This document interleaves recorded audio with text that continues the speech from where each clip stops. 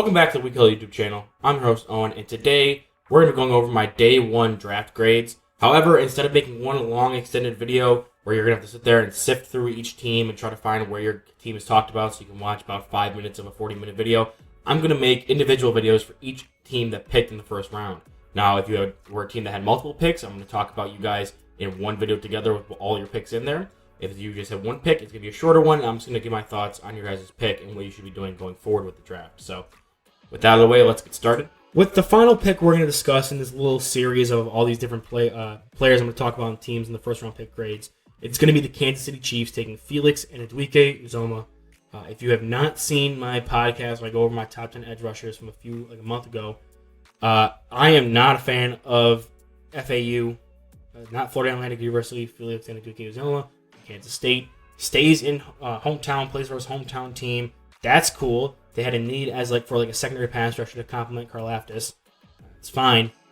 But I had him as a fourth round pick. He's undersized. He has decently long arms for his height, but he wins by just out motoring guys. I don't think he has anything in particular he does great. He has some decent pass rush moves, but he doesn't win with power. He doesn't win with speed. I think he's a good run defender at the point of attack, but he's too small to really be that effective at the next level. So he probably have to be a weak side DN where you're confident in his run defending skills, and will probably give you 5-6 sacks a season maybe. He doesn't need to be the primary pass rusher there. They have Karlaftis, they have Chris Jones, so I don't think that's what they're drafting him for. He's going to be a high character guy, a solid run defending starter, and just don't expect much pass rush upside. But that's not what you draft in the first round. You usually, especially when you're at pick 31 and have needs on offensive line.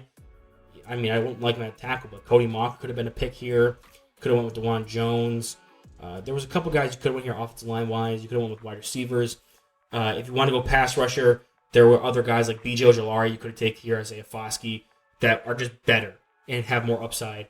Maybe not Foskey, but B.J. definitely has more upside and is already better than Uzomah. As well, Foskey's better right now and is a better run defender and probably is a slightly better pass rusher with about the same level of ceiling that both these guys have. So I'm not a big fan of this one. I'm going to give it a D+. It's a good story. It is a need they fill, but this is nowhere near the guy I would have taken. If Will McDonald wasn't taken, this probably would have been the biggest reach for me. Between him and Darnell Wright, they're tied for second in biggest reaches, but Will McDonald takes that cake. But yeah, a D+ pick here for the Chiefs for me. Just not super excited for a fourth round guy being picked 31st overall.